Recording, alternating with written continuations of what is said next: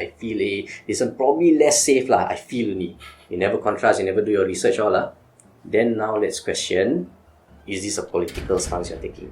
You just wanna, in the words of our wise former speaker, are you a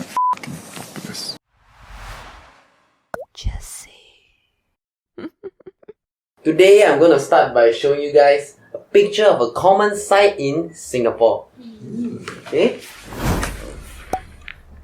What is... Oh, okay. It's common lah. We see this everywhere in Singapore.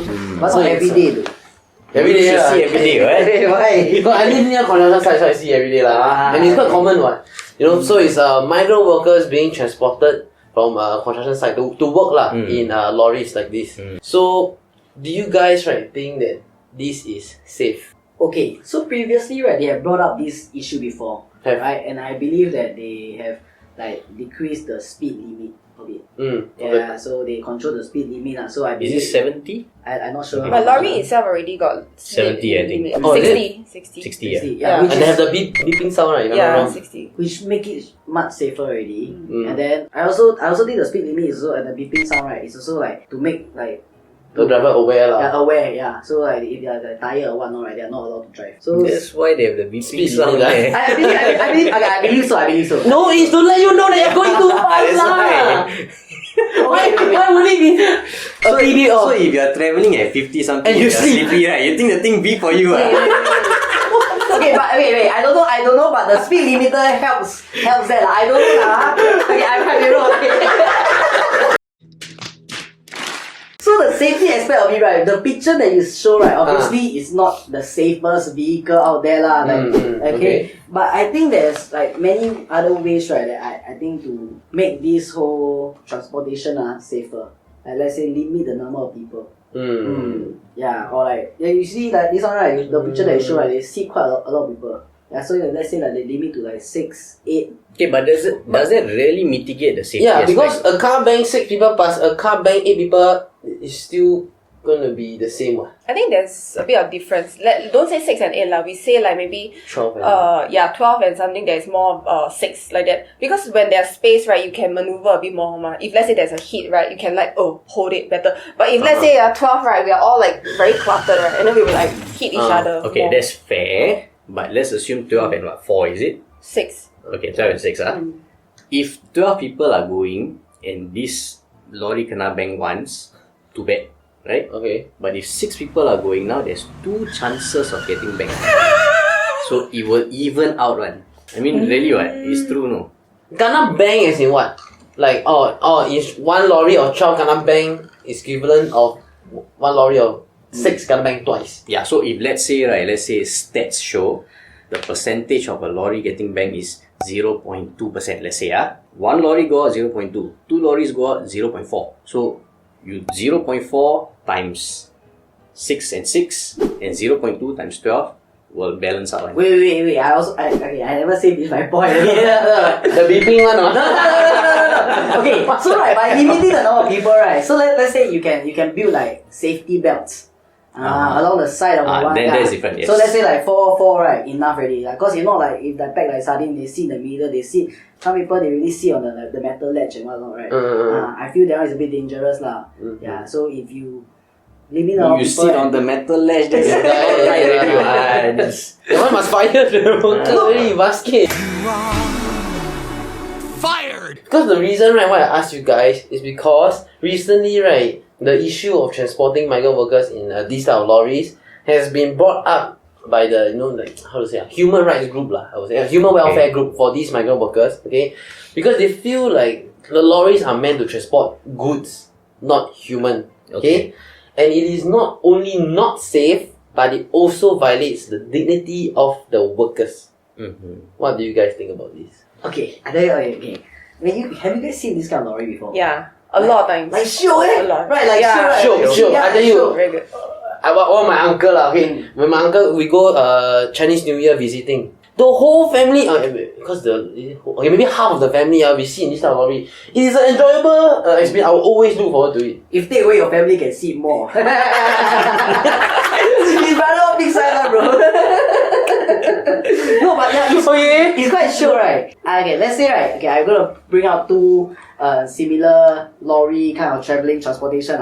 Okay, firstly, right, it's like the lion dance. Yeah, they put their equipment, they also at the back, they like, they got like the brotherhood, they like happy. Same as the construction worker, bro, I feel lah. Like, have you seen them going up the lorry? They like super happy one. Yeah, because they can go home already, ma. Bangkang. It depends on what time you see them.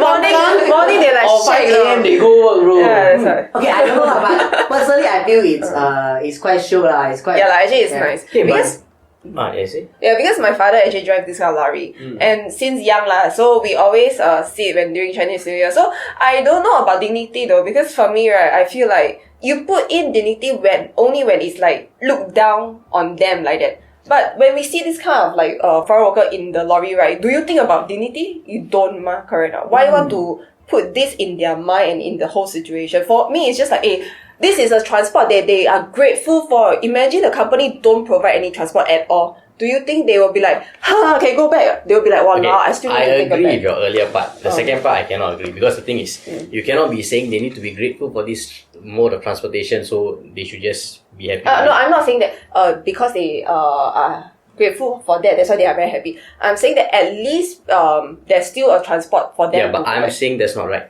Because It's part of the work. Yes. Part of transporting your workers is you need to provide transportation. You cannot be asking them to walk on foot. So when the transportation part is compulsory, now is what kind of transportation? The earlier part I think makes sense because I feel when you call into question dignity, right? Are you asking these migrant workers, do you feel like this is a very lowly vehicle to take or what? Because I'm pretty sure none of them will feel this way. These are people sitting in their Mercedes and BMWs and they feel like, walao, they sit like that, like not nice, So I feel this is their own impression they are placing on them. The dignity aspect, their own impression of you don't have dignity in this kind of vehicles they are placing on them.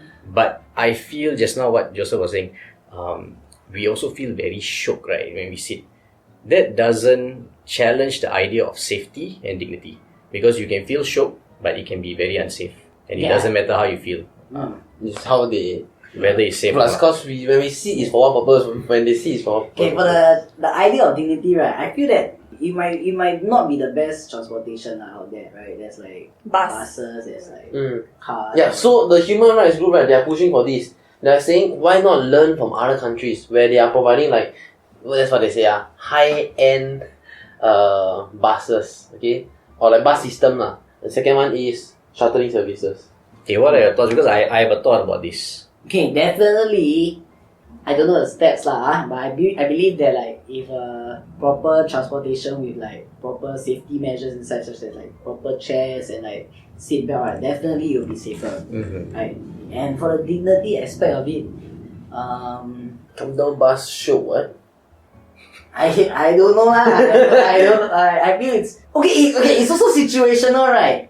Like last time I take public transport, I'm damn happy, bro. If I take school bus, I feel like, School bus is the superior one, no I feel man? like no way. So, whoa, school bus can fetch you, I feel Public like- bus, you still have to go to the bus stop, take the bus, I don't know. I feel like it's based on situation, lah. Certain times I might feel that this transport is better, so certain times I feel like this transport is not good. So I don't know. I feel that if they don't think it that way, then there shouldn't be a problem, lah. I feel do you guys think? is immaterial. Okay, we have this privilege of sitting here and discussing whether or not this is of dignity and stuff. They are not thinking this, right? But it doesn't matter whether or not they think. What matters is which is the more optimal solution for safety and for your work.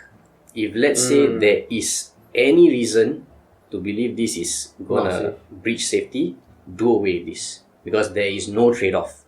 You must mitigate any safety issues. There's no justification. Don't care whether you dignify or not. As long as it's not safe, then must. Exactly. Okay, The dignity part, you throw it out the window. You are just making yourself feel shocked only.